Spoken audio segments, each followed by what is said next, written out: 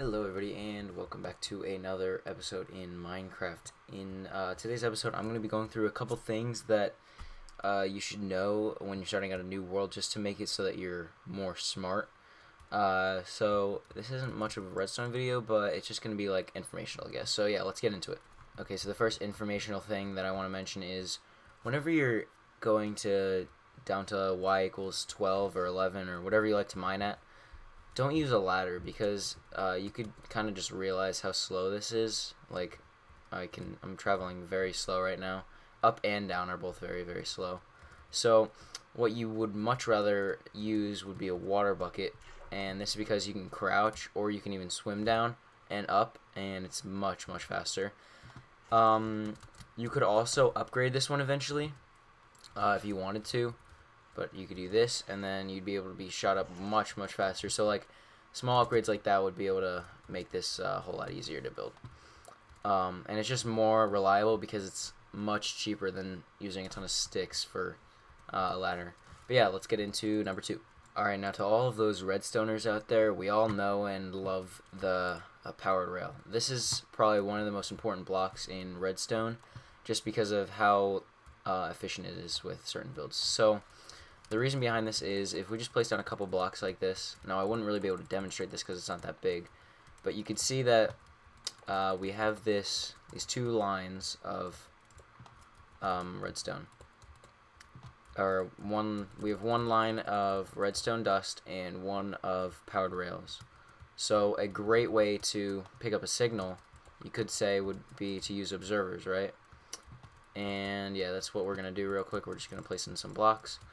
And basically, what the button or what the redstone dust does is when you press it, you press the button, make the observer observe. It'll send that output out.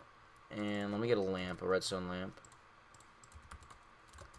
So when you use the redstone dust, it does power totally, sure, but so does this one. It does the same exact functionality.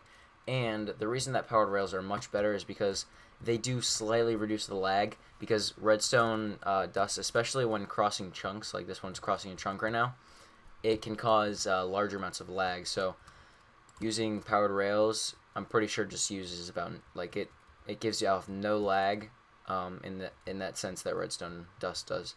So whenever you can, you always want to try and use rails, but there are some times where you can't. So yeah, that's tip number 2. Let's go into tip number 3. Okay, so the next one is pretty similar to this one over here, and that has to do with redstone dust, where it can be laggier at some points in time.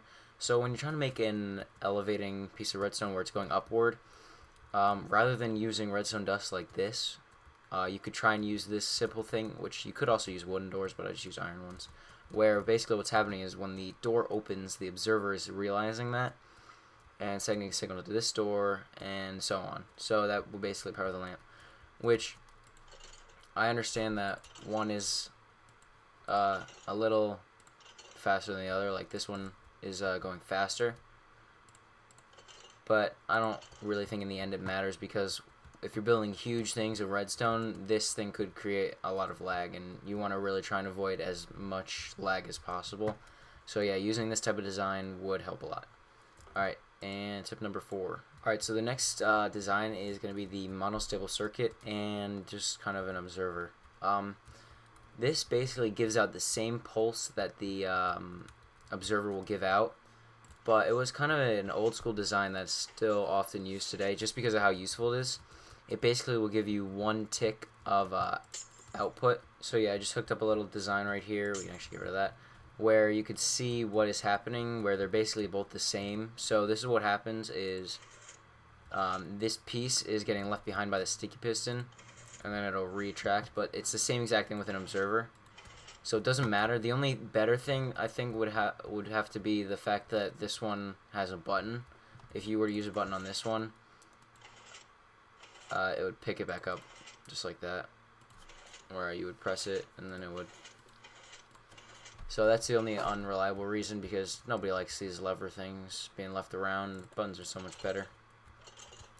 But yeah, let's get into tip number 5. Alright, so this design here is a T flip-flop. I'm pretty sure that's what it's called.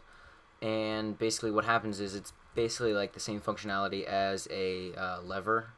But the only reason that it's better is because it's a button, and everybody likes buttons, okay? Like, you can't argue that one.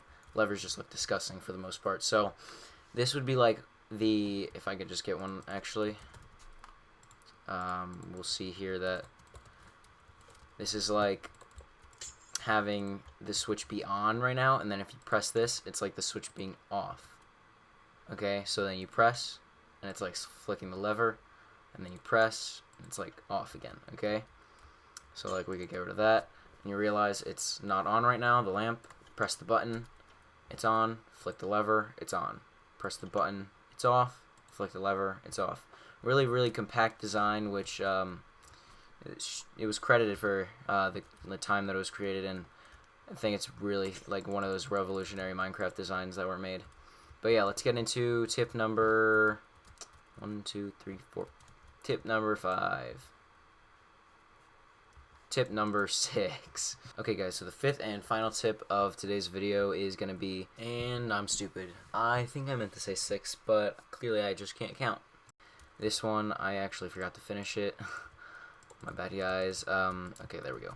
So basically what this design is, it's going to show that when you put, I filled this chest up with 4 stacks, so we'll go up to like 4 stacks. It's a little less than that, but basically what happens is this chest is going to be able to detect, because of a comparator, how many blocks are in it, sending a redstone output. So you can see that because there's little particles, these 2 are getting powered, but this one's not. So if we fill it up with the last stack, then all of them will be powered. But using this redstone dust, like, what a waste. You gotta keep it nice compact, just like this design right here. So what you do is you basically lock this comparator until it reaches the same redstone dust output as this chest has here. So if we fill it up with 3 stacks and 32, and then we put in the other 32, it should get turned on. It should get turned on around like 48, I believe, something around 48. Maybe it's 64. It's 54.